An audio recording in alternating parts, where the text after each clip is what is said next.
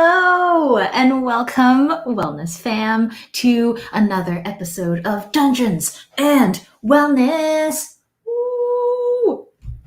I am Michelle, your DM, and joining me, just like last time, we have Kim. Hello. Hi, Kim. Welcome Hey, back. Michelle. Thank you. Oh, thank you for being here. And speaking of Michelle, we also have Michelle. Hello. Hi, Michelle. Hi. Thank you for joining us again. Yeah. We, of course, also have Steve. Hello. Yay. Welcome back, Steve. Thank you for being here. So, beautiful adventurers, thank you so much for joining me again today for our very first Clarity episode. Woo. Woo. Yes. So, for those of you who are like, what's a Clarity episode? Just like it said down below, go and check out our first play episode. Here on Dungeons and Wellness, our whole thing is that we have pairs of episodes and we jump back and forth. So every other episode is a play episode where we play through a narrative for about an hour, maybe plus or minus 15 minutes. Then every alternating episode, which isn't a play episode, is what we call a clarity episode, where we break down what happened in the play episode and we talk about different lessons in mental health and mental wellness that we can take from our tabletop D&D experience and then carry into our regular everyday lives, IRL. Gamer lingo. Yes, welcome to my life. Thank you to the DNW fam for putting up with me and all my dorkiness. Okay, so guys, there was a lot that happened during our first play episode, and I'm really excited to unpack some of those things with you today. So, first of all, round of applause to you and just amazing job adventuring. A lot of weird and funny things happened that I honestly did not expect. But I guess what's new in the world of D&D, right? So we can kick things off by watching a quick little replay. So pretty early on in our play episode, we had a moment where our adventurers Rand, Caesar, and Nifty had shown up in a barn. And as they descended into, or as they proceeded into the depths of the barn, they came across an interesting scene. There was a group of people being spoken to by their village speaker when all of a sudden there was a crash of thunder and lightning. Can we get our first clip, please? Suddenly, you hear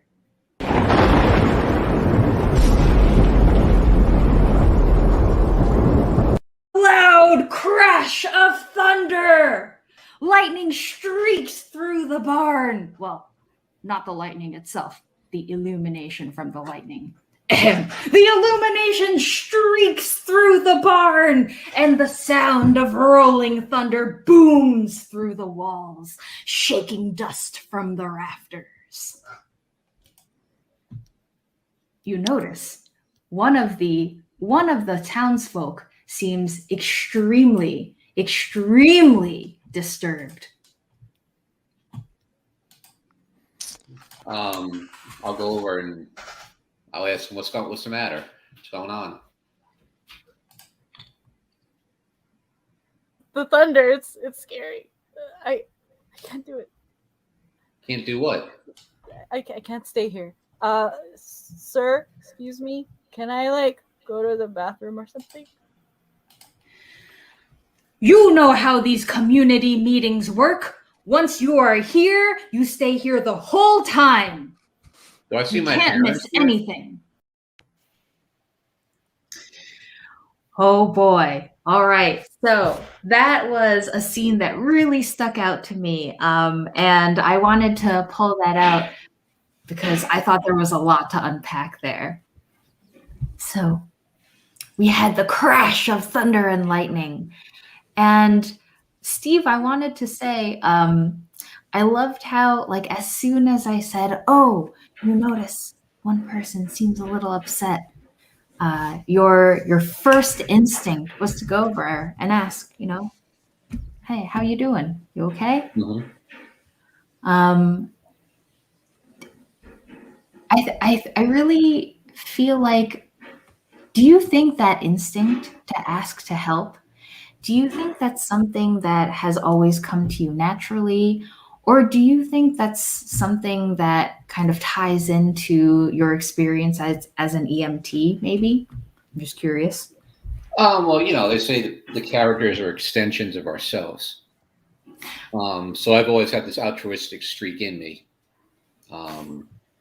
As paid EMT, volunteer EMT, going back to grad school for mental health. So yeah, I mean, every character I play, for the most part, they would have that same type of helping, altruistic streak as well. So yeah, that's natural for my character to, if that happened in real life, I would do the same thing. So it's natural for my character to just, it just comes out that way. Oh, that I can't totally really play makes a character that would just be. I mean, even though my characters are labeled neutral, I'm not really playing them neutral. It's more of like a lawful neutral or neutral good. Mhm. Like a neutral character would just probably glance over and think it's got nothing to do with me. Right, that's true. And I've actually, always that's played my characters, so. So actually, there was a little bit like going through the whole episode, right? Steve's character, it's implied that he actually has a good family, like good parenting. So a lot of that could also come from just good parenting. So from just teaching his character the right way to react, or right way to react when somebody is in trouble. Well, in real life, it came from good parenting, so I guess There you go. in the fantasy world, it would follow suit. Yeah. there you go. The connection between the player and the character. And I really just wanted to start off by saying, like, that streak or that kind of impulse of wanting to help, wherever it comes from, like wherever we learned it from as we go through life, that is actually something that I recognized in everybody who's here on this Dungeons and Wellness team. And just like through getting to know all of you, I recognized like that helper impulse, the desire to like spread goodness and light and love and that sort of energy into the world. And so that's part of the reason why I invited all of you to be on this project in the first place. And I think it's like so cool to think that in this world, you just never know who has that healer's instinct, that instinct to want to help however we can. So this is something I do want to come back to later on, but we'll also talk about how we can help each other, how we can all help each other in different ways, even if we don't necessarily have that formal clinical training, even if you aren't currently in a master's of mental health counseling like Steve is, you can still learn how to help people around you. And different ways to be part of a supportive community. So that's what a little Look, I wanted to get in there. We can all I help so each other. desperately want to be an evil character, but I can't do it. Well, then that's when we get into the really deep stuff. Oh, Where's yeah. all that evil coming from? That's going short. See, that's where the excitement comes from, though. The evil characters. I Ooh. think I played 2. Oh wait, no, there's one. Oh, in Michelle's campaign. The other. Oh Michelle. yeah, that's right. That's right. He just turned evil.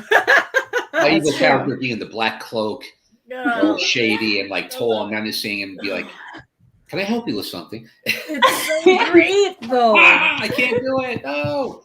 There's something to be said about like being nice in the real world and then being able to do dark things in the fantasy world. It's so true. It's because you want to embody that different character than what you were, kind of raised to be. But yeah. bringing it back to that first clip, I will also say want to this. mention. My favorite character in Star Wars is Darth Vader, and I always rooted for the Empire. So there's some dichotomy there. I need to transfer that to D&D. Wow. Kimberly's like, "Wow, you need to come and speak to me soon." And No, I'm just chuckling because I purposefully was excited to wear a Darth Vader shirt today. Nice. There he is, the guy. So yeah. But Steve, I actually love that you bring that up because Star Wars, for example, is an instance of where people started to really think about that dichotomy of good versus evil in human nature and how it can involve layers of complexity and how we can bring in more nuance into that conversation of, is this person good? Is this person evil? Maybe there's a story behind that evil. So R.I.P. Anakin. But anyways,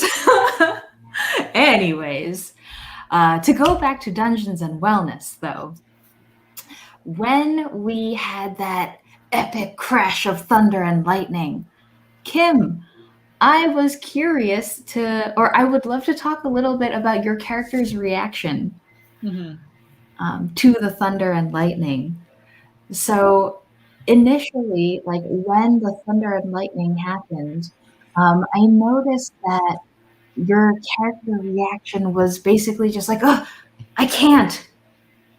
And those were some of the first words out of your mouth. Like, I can't. Yeah, I Yeah. can't deal with it. Yeah. He was getting triggered, and it's a very exaggerated form of it, I would say. It feels, the reaction comes from, it sounds like it came from, no, the actual trauma was like recent. It's more like an acute stress rather than PTSD. So for those of you viewers who don't know the difference between acute stress versus PTSD, right? Acute stress is a 1 month time period from when the trauma happened, and then past a month, it's PTSD. So it's the timeline thing. So yeah, so it sounds like I forgot his name. Drake. Gosh, how can I forget his name? Drake of the Rake has recently experienced the stressor. So it's acute with him. Yeah. And I mean, the forms of trigger can be more than just physical representations of it, correct? Or yeah. It's not just how Drake was reacting to the thunder. It can form in many different ways. Yeah, you're right, Michelle. It's also possible that everything around him was triggering, and the lightning was basically the straw that broke the camel's back. So it could be the group, like just gathering in this culty thing. It could be the barn in general. That's just reigniting the whole thing for him. And maybe he was getting some flashbacks. We don't know, but yeah. I definitely do think that in in traumatic experience and in stress, like stressful situations, it's definitely important to keep track of like that feeling of overwhelm, because people definitely do. We all have our kind of limits of how much we can process and how much we can manage at any given time. And everyone has a different limit. And that's based on, you know, your life, your conditioning, what you've been through on your own. But I think that a big part of wellness is being self-aware to the point where you can start to learn when you're starting to reach your own limit, and starting to try to be aware of when you are starting to get overwhelmed. So that, yeah, if you're familiar with that, then you can say, oh, okay, this is getting to be a bit much. I'm gonna, you know, do my self-care things. I'm gonna separate myself from the situation. Yeah, that is one way to deal with the trauma, is to be more aware, to gain insight. We therapists call it insight on the situation. So the situation at hand, and then the thoughts that are coming through your head, the feelings that are linked with it, and then the behavior that comes with it. So that's the trifecta of the things Wow. that constitute some reaction, right? Another thing is paying attention to your bodily sensations. So if you're not aware that you're getting triggered, paying attention to your sensations help. Your body sensations, racing heart and things like that. Yeah, and you also have to recognize that all those physiological symptoms, that's your adrenaline kicking in, your fight or flight, right? Stimulations coming in. So when you're having a panic attack, I mean, and you have those physical symptoms, if you know that that's where it's coming from, then maybe could help you. I don't know if that's true, Kim. If you know where it's coming from, you could help you, you know, to do your breathing exercises or the focus anti-anxiety exercises, like focus on 5 things in the room that you can see, or things you can touch, that sort of thing. If you know where it's coming from. So realize you're not losing your mind. It's just you're reacting to a physiological response. So the responses or the sensations are kind of like the signs that you're getting triggered. And then the things that you were talking about, Steve, were the coping skills, right? It's really important for us to know our coping skills, to know how we can calm ourselves, things like that. But it's also important for us to know what's going on, right? The 3 things: the who, the what, and the where. So who are you with? What is happening around you, or what are you doing, and where are you? Like, those 3 things are important for you to know why you're getting triggered. Yeah. If you can orient yourself like that, then I think it would help go a long way to help you figure out why you're getting triggered. What's causing that? Yeah. Oh yeah. And so Drake of the Rake, you know, if he can figure that out, maybe we can go back. You know, I don't think he knows. Do a backstory. 66 and he figure it out. Play off of. Poor Drake. But yeah, I couldn't agree more. I love the idea of just like, you know, building that insight, building that awareness, and knowing that it's not you, you know, like all these thoughts, Steve, like you were saying, I'm not losing my mind. Like, this is the anxiety speaking. This is the trauma speaking. This is the, and being able to separate that from like yourself. I think that's such a huge part of I'd like to think that his rake is his defense mechanism. He carries it with him wherever he goes, whether he needs it or not, whether he's using it or not. It's just, that's it. It's the rake. Oh, I love it. I love it. Oh, I'm gonna make it the truth. That is what is happening. It's his little comfort item, support blanket, something. Yeah, exactly. Oh, his comfort rake. I love that. It could be magical rake, like a +2 rake of mental healing. +2 in his charisma. Oh, I Oh. love that. Oh. Or maybe Drake is the victim of a psionic attack by, maybe he was an adventurer at one point. And he killed a vampire long ago, and now the vampire's mate is coming back and to curse him psionically. And that's why he panics. And this Rake has been imbued with magical qualities to help. I mean, he is 66. He's had like his whole life. Yeah, exactly. So I mean, he could have adventured before. It would be crazy if that's what ends up, like, if that's exactly how Kim ends up playing Drake, and it turns out what you just said is like a huge spoiler for the rest of the season. We don't have any of this planned, by the way, for members of the audience. So if that's what happens, then what a coincidence. Wow. Well, he was made up after like 5 minutes before the actual streaming. So there you go. Oh yeah. This I guess we can, or I'll let the audience know, by the way. Our goal here, of course, our goal here is not to be like, perfect and polished and blah blah blah blah blah. We want you all to know that we are just very real, regular folks, just like all of you at home watching. None of us are perfect. And so we're all just kind of goofy. We're doing our own thing, being silly, having fun. And so, just we're just here to chill. So I do think that's important to say, because I don't have the expectation of perfection for myself or anyone around me. And that's something that I've been working on recently. Yay, we all have our journeys. Yay.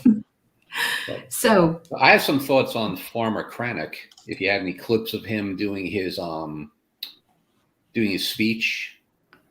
Ooh, I don't think we pulled clips of him doing his speech, but Farmer Krennic was he was very intense. For the audience members, if you haven't seen that yet, essentially he was giving this speech where he was saying, the outsiders, they only want to hurt us. We can't trust them. We have to be afraid of the outsiders. It's very like a divisive, polarizing type of speech. So I thought his speech, it was very, it was very ethnocentric. I mean, he was attacking everybody on the outside, and he was being very insular with the people of Daenerys. And I was thinking, what could have caused that? Obviously, a trauma, but what could that have been? I was going to say it probably is from trauma. Yeah. They go a step further. If they had actual mental health in the D&D world, say he went to a wizard who specialized in this sort of thing, what modality could be used to help him? Like I was thinking maybe like cognitive behavioral therapy. Would that be used to help him? Because obviously his thoughts are dictating his actions, and his thoughts are going back to his trauma, whatever that is about the town and Daenerys being the light and everything else is. Maybe he shuns magic. Maybe somebody from the town, a relative, a good friend was killed in the outside world, and he's just become traumatized by that. Well, maybe he's an ex-adventurer too, and he settled on Daenerys, and he's just saw too much bad stuff go down in the outside world. He might have played some classic modules, and maybe gotten traumatized by this stuff. Maybe all his adventuring party was killed. It could have been that, or it could have been what he was taught. So it could have been from his own experiences, in which case it would be CBT, cognitive behavioral therapy. If it was his childhood and what he was taught, I would go for like psychodynamic. So that's more of understanding the patterns in what you were taught, like in the past. The patterns of what your oh my gosh, I'm blanking out right now. I suck. No. Like, that's fine. Your your Not parents, conditioning, but your what you've learned. primary caregiver. There you Mhm. go. Your primary caregiver. It could be your parents. It could be a guardian of some sort that taught you the way of the world, right? Way of the land, and that was their belief, and that's what was developed. Yeah. Yeah. I actually really love that, Steve, that you brought that up because there is, I think, just as long as society has existed as a concept, I think there's always been some level of that kind of divisive in-group versus out-group sentiment. And that whole like us versus them, this sentiment of separation, I think that originally that started out as like a protective thing where it's like, oh, it's a bunch of us humans living on the savannah and there are lions walking around. So we band together and so there's power in numbers and we protect ourselves from what's on the outside. Now, well, I would say the majority of humans are not walking around with wild lions. And so we don't have to worry about the same level of scary things on the outside world. But our brains kind of have that programming from back in the day when we first evolved as a species. So it's interesting to see how our brains kind of, when we don't feel safe, there's something in the outside world that makes us feel like, oh no, like we have to go into survival mode. A lot of the time, our brains will jump into that, like, oh, keep us safe by being insular and by separating from the outside. And that's what'll keep us safe. And so I think that in exploring the reasons of why Chronic is like this and how he became like this, that's also a good way to start to try to understand like those around us who maybe at like initially at face value might say like, oh no, like I don't want to talk to you, like you're different from me. And maybe maybe we can try to start to understand like, okay, but where did this come from? Why is this like this? Actually, Michelle, to bring that up, the us versus them, the them part. I would also say the more appropriate form of therapy here is a community-based one, just because it's not just Father Cranach. It's also his followers that believed him immediately, right? And so it's more of a systemic thing rather than just him. Because if it was just him, then, well, it's an individual thing. Yeah. So the community, like a broader scale type interventions would be appropriate in this world. That would be group therapy. A broader group therapy. Yeah. A macro group therapy type of thing.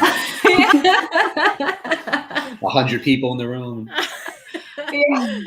Well, it's more of like things that can be implemented for a community. Yeah. Oh, right. So just like from the level of I guess like societal infrastructure, how can you support communities so that those who don't feel safe can feel more safe? Yeah, pretty much. Because I guess like the main thing about a trigger is that like it reminds you of something where safety was an issue. Yeah. And a big part of trauma is just not feeling safe in the first place. Yeah. And so maybe a big part of the wellness journey is also learning to recognize like, what is it that can help us to feel more safe? And how can we help more people and those around us to feel safe as well? Maybe that's a big part of the journey. That whole us and them philosophy, that's what permeated every bit of our society. You could trace it back to D&D when I first started playing when I was a kid in the 80s. The us and them thing, you had because back then high school was so diverse with all its different little groups or diverse, but at the same time very insulated, because the jocks only hung out with the jocks, the metalheads, the nerds like us play D&D. Everybody shunned us because we were them, because we were playing something, because we were into something that nobody understood. That was an excellent philosophy. How interesting now it's all going completely the other way, that so many people are playing this game, or games Thanks in to general. 5e. It just got more accessible with 5e. Yeah. And it's totally accessible too. And let's face it, the rules are a little simpler for 5e than they were when I played. They make things very, very inviting as far as the characterizations and the modifications and whatnot. So it's not really an us and them thing anymore. Yeah. And something that I also wanted to bring up, and I know we should probably play the next clip anyway, but I feel like it's also part recognizing social cues as well. So when Steve's character was like, "Are you okay?" Yes, because of maybe his upbringing and the way he was taught to say, hey, if he recognizes someone that is in pain or is having some sort of issue, you would go out of your way to say what's wrong. But maybe some people don't have that specific social cue taught to them. So that's just like, we have to be cognizant that not everyone, was taught that way or doesn't have the cognitive ability to recognize those. And some people are just plain selfish. Yeah. Well, that also could be part of the community intervention, is to educate the public about what's proper. The social cues that are missing. Which actually, Steve's character lives in this community. Are you sheltered? Like, do you not know any of the I don't know, bigotry or something that's been happening? The bigotry was a total surprise to me that night, because we had actually planned to do something else. But the bigotry, Michelle being a good DM, she threw some unexpected stuff in there. So keep you on your toes. So we could say that, he was sheltered from the bigotry, or maybe his parents told him, or maybe he heard of it, but he's a farm boy. He just does his farm thing for 12 hours a day. Doesn't really go into town. Hangs out with his family. The only concern he has with Kranich is like trying to date his daughter, like I said, and. Or maybe he doesn't understand what the bigotry is all about. He's just a simple farm boy, like Luke Skywalker. Like, what are you talking about? Like I don't know what you're talking about. The light and all this sort of thing. I gotta get up and pick the corn tomorroh. Right, exactly. I have important things on my mind, like kissing Morgan. He's not gonna worry about these things. That's true. Right. It's so interesting, just like sitting here talking with you guys about this. Like, really makes me think about how much like systems thinking is incorporated into like every aspect of our lives, like even with these characters, like how much are they in their systems versus like how much are they removed from that. What does Rand know about his own learning in life and where it comes from? And actually maybe his parents are ex-adventurers too. Maybe they're former non-practicing wizards, and every night they put like a forgetfulness spell on him, so he doesn't remember the bigotry that he's heard. He wakes up the next morning an innocent teenager. Okay, they're no longer good. Just parents. modify memory. Oh god, 5 minutes. Modify memory. That's another messed up thing altogether. Another clarity episode. Yes. Every night, the minute he sits down and takes his first bit of food, what? What happened? What's the matter? Oh, nothing, Pa. Nothing, Pa. Oh no. Oh, we can talk about over sheltering your kids for 2 seasons. God, I have a lot to say about that. Dark. Yeah. Wow. I wish somebody could do that to me every night, please. Oh my god. Do it. Oh, this human experience, man. But actually, speaking of like just communal support, We had a couple of pretty good examples during our episode of ways that you can helpfully support people around you versus like, maybe you have good intentions, but the execution is not so great. So sometimes people will ask their friends for support if they're not feeling good. But sometimes your friends are not the most well equipped to provide you with the support that you need. So on that note, I'd like to play clip number 4. Yeah, I'm down. I don't know how one starts adventuring. I don't know where to go, but I'm up for it. And Soup looks at you and says, "You just go." Thanks, Soup. Well, so guys, why don't we let's go to Waterdeep. Sounds like a great idea. That's brilliant. It does sound like a great idea. That's brilliant. Yeah. So in that situation, Caesar, so I felt like Caesar was genuinely trying to, help himself grow. He was like, "Oh, okay, well, I'd be interested in adventuring. I just don't know how." And like, I feel like that's so relatable for me personally. Like, all right, I'm down to step out of my comfort zone. Just like, how do I start? So Soup gave some very unhelpful advice to Caesar. You just do it. Unhelpful? I would say that's not too helpful. I don't know, Steve, maybe that's helpful for other people. Maybe that's how Soup did it. True. Well, yeah, I Kim. mean, to me, it's unhelpful. It's unhelpful because it technically invalidated the concern that was brought to the table. Like, oh, I don't know. There's that ambivalence, right? So generally, when someone is ambivalent, the key to change, stages of change, is to ride with the ambivalence, is to facilitate the change. Because if you tell someone to do something, your chances of success is not really great. Like you can't just say, "Oh, go do it," and somebody will be like, "Oh yeah, sure, that's a great idea. I'll go do it. Thanks for the advice." That's not how life works. Right. Okay. So it's more of, okay, on the one hand, you're not sure, maybe there's a lot of traps in the area, or on the other hand, you want to grow. Like pointing out those two. Definitely. The buzzword is called motivational interviewing. That's Good basically, stuff. if you want to research on that, that's basically the skill that I'm alluding to. It's facilitating change. Wow. Stages of change. Writing someone through that. Taking someone through writing someone. Motivational interviewing. Yeah. So it's basically just explaining a process, right?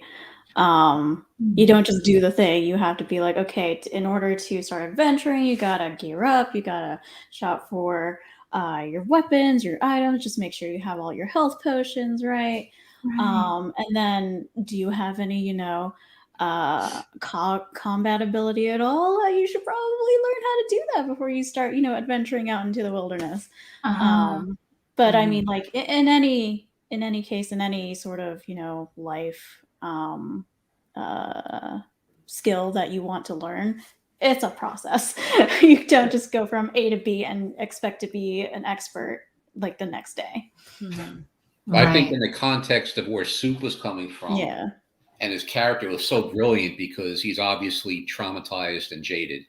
If you look at the scars on all of them, so he wouldn't, maybe 10 years ago, he would have the patience to sit there and say, "Well, kid, can you fight with a sword?" And do all that. How much gold you got on you? Do you know where you know the map of the world? You can't go off by yourself. But now he's so jaded and traumatized that, and looking around, and probably can't put his back to to the door or anything like that. So just from the context of his character, coming out and saying, "Hey, just do it. Like, leave me alone. Mhm. Put the wall up. Just do it." Right. I agree with what you're saying, Michelle, but Kimberly and Michelle, but just like in the context of his character, so I feel was so brilliant because he's sitting there, like I imagine him, like you said, dark cloaked, sitting in the corner, drinking his ale. Just do it like that. That looks so cool on like a movie scene. Like, oh wow. And so then you have like the I'm not gonna say the young elves because no elves are young, but you see like Caesar saying like, wow, okay, just do it, man, do it. Yeah, I guess a An big experience and not knowing that, it's probably not the best advice in the world to give me.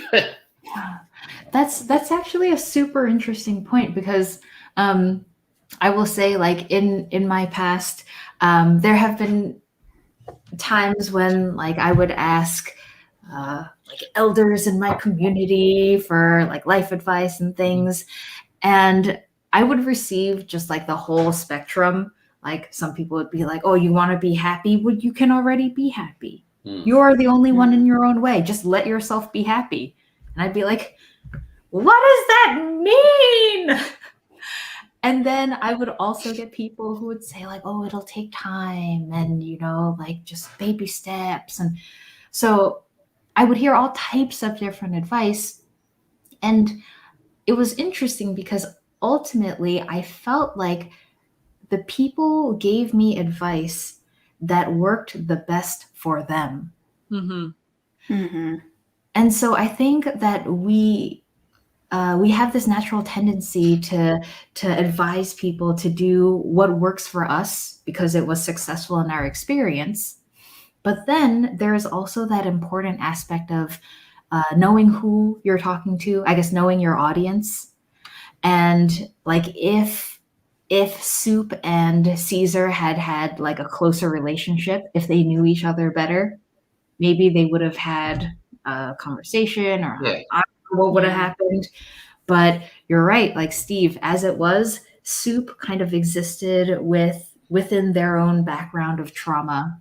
And so they said, listen, I don't know about you, but for me, at the end of the day, they had a close relationship. I mean, maybe they could sit by the fire and Soup would be like, see all these scars? I don't sleep at night, kid. See this eye? Doesn't work properly. And go over all his trauma, everything that happened to him on all his adventures, all the nightmares he has and everything. He's like, is that what you want? And Caesar would have to weigh on that. Oh, yeah. Oh my gosh. Oh, things get really dark. You missed your calling as like a Hollywood actor. No, I don't want that. No. Introverts don't do that. No. But yeah, just in terms of like knowing the person who is asking for help, knowing what kind of help is best for them, it's so huge, I think. There's something else that happened in the bar I thought was interesting. When the bartender is being a jerk to Nifty and not getting her drink, and Rand, naturally wanted to stand up for his friend, I guess being a gentleman, and maybe the bartender's being a little like a little misogynistic. He said, "Hey, give the girl her drink." And then Nifty turned around and said, "Oh, I could have gotten it myself." So Rand was like, "Oh, okay, fine." So he didn't understand that. So that's interesting. So why would Nifty say that? Was there some trauma there, or some We'll kind never of know there? Oh my gosh, I love that. Just in terms tying this. Oh, also like Michelle, sorry, you can respond first. I just am so excited. Oh, no, go ahead. But I'm very interested how you interpret my character. Yeah. First of all, your character was freaking adorable, like a little fish in a backpack. Oh my gosh. But I love the whole tie-in to like misogyny because I feel like within just this one play episode and this conversation, we've realized that there are a lot of systemic sources of trauma that have affected all of these characters individually and collectively. So Farmer Chronic and all of his followers, they've been, or I guess he has had his trauma, and then he's inculcated his followers into this culture of like fear and kind of like polarizing divisiveness. Then we have Soup, who comes from like his own war and battle related trauma, and like everyone is acting in their own, from their own lens of their experience and their own traumatic history. And so in that little interaction between Rand and Nifty, when like, you know, Rand, he has that helping impulse, like we were saying earlier. He wanted to help Drake of House Rake with the trigger experience. And now Rand wants to step in and help Nifty because he sees that Nifty is also struggling. And in that moment, like when Nifty says, like, I could have done it myself. And Michelle, I don't know what was going through your head, but in my experience, I feel like I've seen that scene play out a lot. Mm-hmm. And I think I've seen like in society moments when, for example, like I'll see a guy who just genuinely just wants to help and will, for instance, like hold a door open for a woman who's walking behind him. Mm-hmm.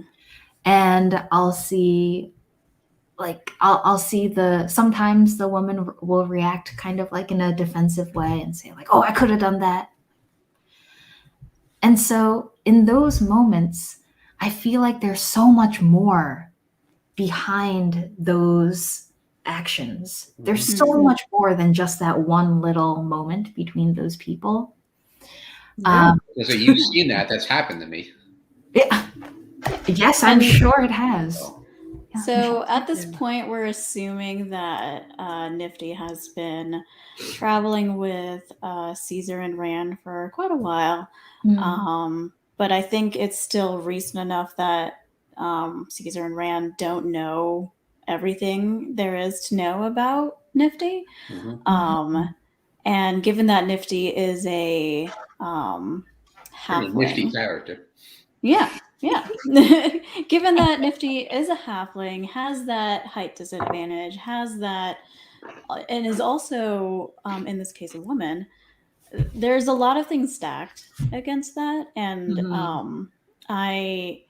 there's a lot of societal transgressions that happen when you are both, you know, of a marginally sized group and a woman. And I don't know if we have the time to even talk about that subject, but we'll make time in a future episode. Yeah. So it was just all stacked against her, and sure, there could be some other underlying thing going on with Nifty, and you could have, you know, that could have been just a bad day for her. It just all comes into how she reacted of, you know what, I just wanted to figure it out myself. That sort of mentality. I think, Michelle, you portrayed that really accurately and relatably. I don't know. As you know, everything is stacked against her. You said it yourself, right? And it's difficult for people like Rand to understand that because they're not in the same situation. Especially and he's sheltered, so he probably wouldn't understand that anyway. Oh yeah, he's super sheltered, and it's that helping reflex also that comes back to bite him. And I predict that it will come back to bite him in future episodes as well. Oh, I guarantee it. Because people want to help. People who are good in general want to help others. Sometimes that's not what people need. Right? Sometimes they need to just be listened to, right? So if somebody was just like talk to Nifty or something, right? Talk to Nifty about what happened and how she felt about that. it might have gone over differently versus, oh, let me solve this problem for you. You know, it's a different ball game. Right. Yeah. And I guess, like, also, Michelle, what you said about all of these different pieces that are playing into Nifty's backstory reminds me of just the intersectionality of all of our identities. Yeah. Everybody has so many different parts that make us who we are. And so Nifty is part of many different societal groups that all kind of get looked down on, literally and figuratively. And so maybe Nifty has more of a history of being mistreated. Just in general, Nifty is mistreated more often than the average member of society. And so maybe Nifty has like a biased perspective where she looks at something that has like a neutral intention, but is more likely to see it as like a demeaning thing or like an attacking thing, because she's just more used to that. And she's conditioned to think that, yeah, like attacks are inevitable. I'm going to be attacked by society in some way. Well, also within the group, I mean, she's with Caesar and Rand, right? She's a token. Like there's a group of 3. She's the only girl. She's the shortest one. Both of them are tall. One of them's an elf, right? The other one is what, a human? Rand, are you human? Okay. Who's generally, I'm envisioning you to be tall. Yeah, I would say. Yeah. About 6 tall. feet, probably. So Nifty has complexes. Yep. Yeah. Well, in the old system of D&D, on the hobbits, halflings, they were kind of marginalized because of their size, but also they were designed back then to make perfect thief characters, and they had their own like racial advantages to doing that. And I mean, the rules now are very different. I mean, there are no more really thieving skills rules, and not even called thieves anymore. They're rogues, which a rogue could be like, you know, a lovable rogue like Han Solo. But it's interesting in a way they still are marginalized because of their size anyway.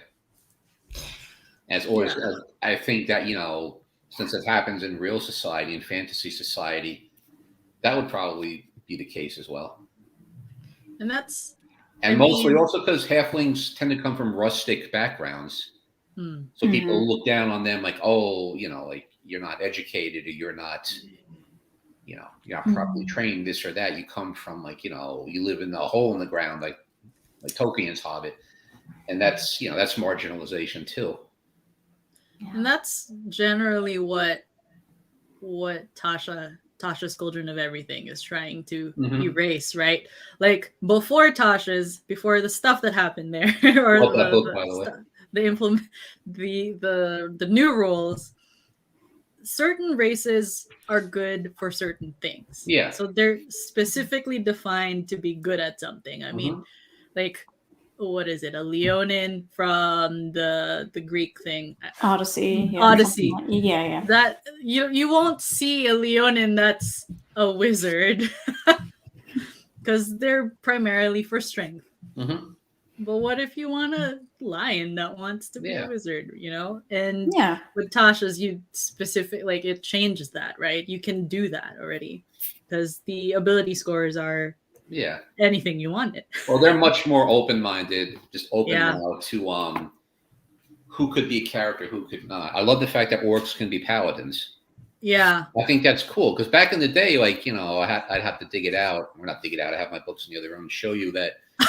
You know, like the original Player's Handbook, when I was a kid, it said that elves couldn't be rangers. And I thought that is the stupidest thing I've ever heard. They're born, like, if you have a wood elf born in the woods, they'd be a perfect ranger. They should have all these advantages. So I still have it in the book where actually it's on a chart, you know, like race, character, class, and elf, ranger. No. And I crossed it out as a kid with big red ink and I wrote, yes. What? No, I'm going against this. It's ridiculous. It's silly. Wait, I didn't know that was a thing. They actually like prohibited you to be a specific thing. Yeah, back in we're talking about the original Player's Handbook from the early 80s, and that lasted throughout the 80s. Wow. And I don't remember. I never really got this. I played second edition, but I never got any of the books. I didn't DM it. I didn't care for the system. I don't know if that continued to be a thing, but that was a major issue I had with the game back then. And the DM that I played with, who I still play with today, like, you know, he's a stickler to the rules. And we would clash over that because I would make up an elf ranger. No, you can't do that. The book says you can't. Oh, mine says it can. But it's not. No. You can't just write in yes. Ooh. So they're very open-minded now as to who can be what. Yes. I mean, tiefling, you know, in Supernatural 20, I played tiefling cleric. Tieflings have an infernal background. They look like demons, but why can't they be lawful? Why can't they worship good deities? I love that. I love that. And so I kind of really enjoy that within the fantasy world of D&D, people are starting to understand that like race, class, like any race can be any class, and like really you can build a character however you want them to be. And like you could play a goblin who is good. Why not, man? And I played with goblin characters. They're funny. Yeah, and so like the limitations that existed in terms of separating races into different classes, I think those limitations at the end of the day really only existed in the minds of the people who created the D&D world. Well, I mean, they had to grow too because it was getting old. Right, and so for example, you, like when you were playing D&D, you kind of had a mindset that had progressed beyond that, and so you were like, no, I don't want to. I mean, to a certain limit extent. it. I mean, like you have to understand, D&D took a lot of stuff from the Lord of the Rings, from Tolkien, which I didn't know until I read the Lord of the Rings, and I realized, oh yeah, I always thought that, you know, I remember reading Lord of the Rings the first time, thinking, oh, this is a lot like D&D. I was 14, and then realizing, oh no, D&D is like this. So, you know. In Tolkien's work, the orcs were evil creatures, irredeemable. They were elves that were tortured by the first Dark Lord Melkor and turned into these evil things. There's no redeeming them. So that's where D&D got their stuff from, and other fantasy authors at the time too. Conan the Barbarian stuff. So that's where they were coming from that classic fantasy. That goblins, orcs, they're evil creatures. Right. Yeah. So that's where they got it from, and that's the mindset that they started off with, and that was the mindset of the 70s, 80s, 90s. If you suggested back then, like what they're doing now, people were like, no, you can't do that. That's stupid. An orc is an orc. An orc can't be a paladin. Paladin is a holy figure. Orcs are evil creatures. Right. They had to grow because it was getting stale. It was getting old. Yeah. So that's where they were coming from back then. So, and yeah, I was coming from that totally because as a kid, I didn't know any. When you're a kid, you're not really thinking about growing beyond that. But, the elf thing pissed me off. So that's why I did that. Yeah. And so you started to recognize, like, we don't need those limitations. Yeah, we can move beyond that. We can take away that limit. Like if an elf wants to be a ranger, let them be a ranger. If a tiefling wants to be a cleric, let them be a cleric. And taking away those limitations is a very smart business move. And that's why 5e is one of the reasons 5e has been so incredibly successful. Yeah. Think about it. It's a business move. No, you're totally right, man. They sit there like, guys, how can we grow? We're going to do this, this, and this. Let's be open. Yeah. Make all different types of playing with the steampunk and like the new one with the Fey world with that has a circus on the cover.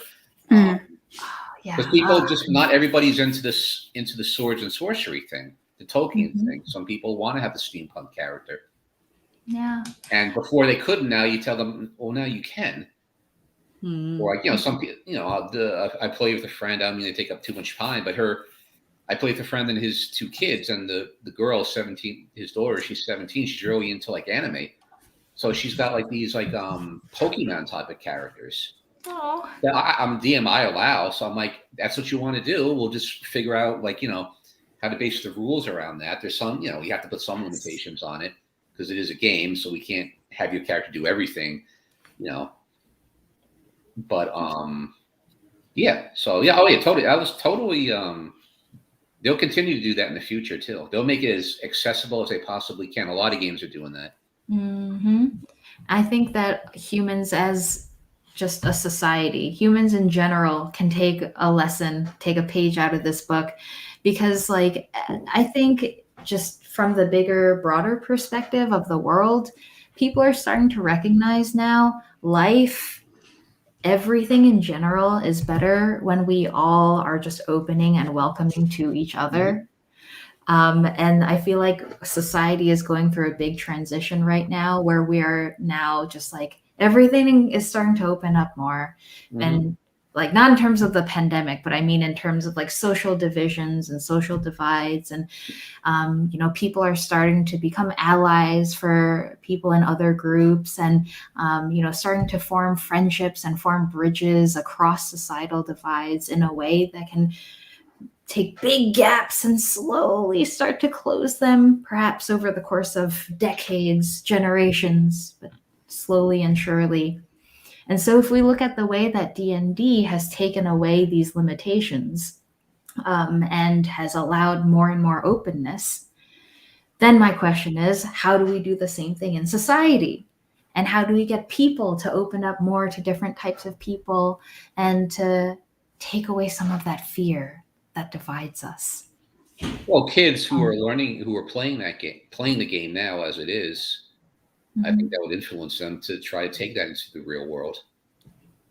Yeah. But the game does help. Just as the game is being used to get through to autistic kids, I think the openness and, you know,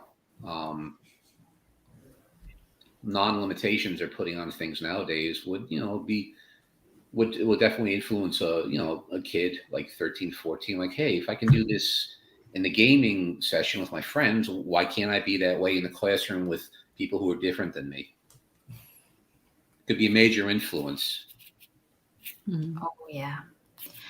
I also really was interested in playing a clip where Drake the Rake, while inebriated, mind you, gives an amazing pep talk to Rand. And in this moment, Rand was a little nervous, you know, and Rand was thinking about the idea of adventuring, but saying like, oh, I couldn't do that. You know, I have to stay here, tend to the farm. And so Drake kind of addresses that limiting mindset that holds Rand back through fear. So if we can get clip number 5. Help but over here, Rand, that you're having this problem of whether or not you should go and adventure. Well, I've always wanted to see the outside world, you know. Let me tell you this. You're 17. I'm 66. Do you want to grow up like me, raking things all day and not seeing the world and following the guy like you know who? Is that what you want? Well, I figured I'd just take over my dad's Didn't farm. think so. Okay. Get out. I love this so much. Oh boy, Drake, some motivational speech. So, first of all, I thought that was hilarious. And second, I wanted to bring it up because I feel like you're speaking directly to fear here. And it's like for me, and maybe like it resonates differently with everyone, but for me, a big part of the message that Drake of House Rake was sending was, you know, like, yes, there is the fear. The fear is there. Oh, new things, change, it seems a lot. But take that fear and don't let it stop you. You know, feel it, sure, but still go live the dream. And that's what I was hearing. Oh, I was hearing Drake of the Rakes doing some serious projecting on the poor little Rand.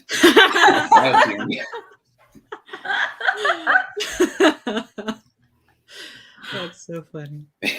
Oh God, it's great. Both are true. Talking to fear and then like projecting to Rand. It's true. I mean, it's great. Yeah. Maybe I have it's no words. maybe it's another example of giving the advice that you need to hear for yourself. Yeah. Well, if Drake were a therapist, that would be some serious countertransference right there on Rand the client. Oh boy. It's just all bad, man. It's all bad. Leave it alone. And right along with that, there was actually a very sweet moment where Nifty does the same and also speaks to the fear in Rand, but takes a slightly different approach. So, clip 5A, please. Caesar could be great additions to your team. I just I can- got spit out like, adventure? What are you talking about, adventure? I got chores to do. I can't go adventuring. My dad would kill me. This could be your chance, Rand, to get out of this town. I'll go and get another drink. I'll come and sit back down and like stare at her like, what are you talking about? Like, shut up. Just don't talk that way. But I think this is the difference between a friend and someone who's drunk. so true. Advice. The difference of advice. Yes, that's Well, the true. manipulations were the same. Yeah. You had one angry person. You had one like, come on, man. Come on. Yeah. Get out that door. You know you want to. You know you want to do it. Manipulate much? Hey, let's go. Let's go. So that was definitely nifty, to like appealing to what she knows Rand wants. Rand wants to get out. Rand wants to have adventures, but at the same time, he's like, oh no, all the realities of what adventure actually means is like way too much and overwhelming. So sort of like playing the balance between those two. I think that was great. For sure. And I liked how, yeah. Get out of that town. I mean, speaking to that, I feel like Nifty was helping Rand to remember what he had said earlier. Mm-hmm. Yeah, when in the moment, Rand was like, oh, I'm kind of paralyzed by my fear. And Nifty said, oh, but Rand, you told me this before, remember? Mm. And His so, friends mean well. So you know what, Rand? Get off your butt. Your pitchfork, whatever you want to use as a weapon, get out there. yeah. Yeah. And you know, there's this dichotomy of like drunk and extremely invigorating support from Drake. Then there's like the gentle, like sweet, like, hey, like remember you got this, like from Nifty. Mm-hmm. And then I think it's also really important for people to remember, and like at this point, I feel like we all know, if not us, then we know somebody who is struggling with their mental health in life in general. And if you find yourself in this situation where somebody that you know is struggling, you don't necessarily have to talk to them about the struggle in order to show that you are supporting them. Sometimes when people are going through a rough time, they don't always want to talk about what the rough time is, but they might just want someone to just be there and to show that, hey, we don't have to talk about it, but I do care about your general well-being. So I thought a really great example of this was in a little mini interaction that happened between Caesar and Rand right at the end of the episode. Clip number 6, please. Steve had the thing with Morgan go. Well, you were there. I'm just thinking didn't about see? how you feel about it, you know. Oh, I'm just wondering what I could get her in Waterdeep. Maybe like a necklace or something. I That thought I sounds pulled like out my 2 gold pieces. Like this is enough, right? maybe. I don't know what inflation's like in Waterdeep. I mean, what? It's a whole thing. Inflation's You know, crazy, man. I actually wanted to point out something here with Yeah. how Caesar talks to Rand, how Drake talks to Rand versus how Nifty talks to Rand. Mhm. It could be a gender thing, just because Rand is male and it's male talking to a male. Like they sound like more blunt and more like, hey man, come on, like go out there, or hey man, how did it go with your girl? Versus Nifty takes a more traditionally female approach of A there's a maternalistic approach. yeah, more Ah. maternalistic approach. So it could just be the gender part. And also of it. because he's like, he's the youngest. Mhm. I'm yeah, that's thinking that true. he's like barely 17. Maybe like a month prior he was 16. Yeah. So he Yeah. needs, he needs some guidance. He needs good talking to, as they would say. And everyone around him does talk to him. That's It's right. just the approach is just different. Yeah. Based on their gender, based on how old they are, in relation to Rand, etc. Absolutely. And just like there are so many different people talking to Rand, and just like there are so many states of being from which we can respond to people who are trying to help us, just like as a PSA to people out there, if you know somebody who is struggling, and like if they've expressed anything to you, please don't be too scared about like, oh, I want to help, but what if I'm helping in the wrong way? Like, I want to support, but what if what I'm doing is wrong? I think a lot of the time, just making it known that you are there as support, just that intention in itself means so much for people who are in a space of struggle. And so if you find yourself worried, if you find yourself like nervous about how to show support, I think first just let them know that you are there to support them. So many people talk to Rand in all types of different ways, and at the end of the day, the central message was the same. Drake, Nifty, and Caesar all were communicating to Rand, hey, Rand, we're here with you. You're one of us. You okay? We want what's best for And he you, man. appreciates all that. And he appreciates all that, even though they all communicated it in different ways. Yeah. So I think that just show support and remind the people who you love that you love them. It means the world. Yeah. I was going to say the where we left off with the cliffhanger getting, obviously this goblin is going to attack us. Mhm. He's not listening to reason. So we're going to have to learn teamwork pretty quick in order to help each other out, defend each other. Oh, None yeah. of us have been in this situation before. I'm sorry, Rand has never spilled blood. Aside from some schoolboy scuffles in like the hayfield, he's never drawn a weapon on another creature. I'm assuming that Nifty and Caesar haven't, so we're gonna have to develop teamwork, or else this goblin could, kill all of us. Yeah. And that's one part of adventuring when you get out there. There's really no talking. If you're getting attacked by a group of kobolds or goblins or orcs with ill intent, it's like you're gonna have to fight. Mm-hmm. Yeah, and no matter what trauma you are working through on your own, whatever all that goes out the window. Whatever you're processing, your teamwork has to come into play. Yeah, and when you're in combat, you're in combat. Yeah, and then afterwards you'll deal with whatever there is to deal with. Which there would be trauma afterwards, especially for somebody. Say Rand was the one. Say we defeat the goblin, and Rand's the one who delivers the killing blow. Mm-hmm. How's that going to make him feel?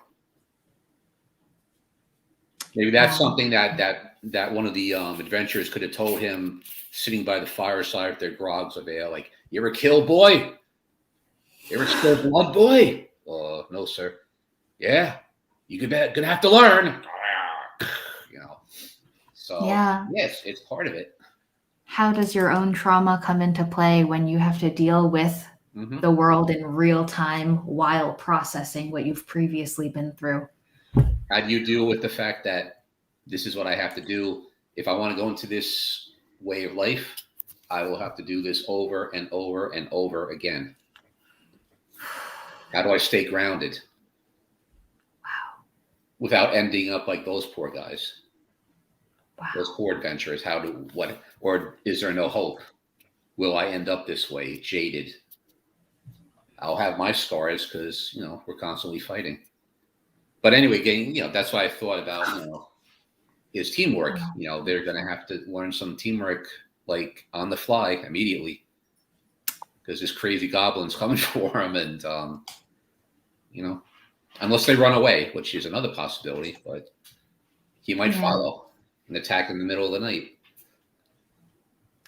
Yeah. That leads to a whole other series of a whole other thought process. What's going to happen after that combat? Yeah.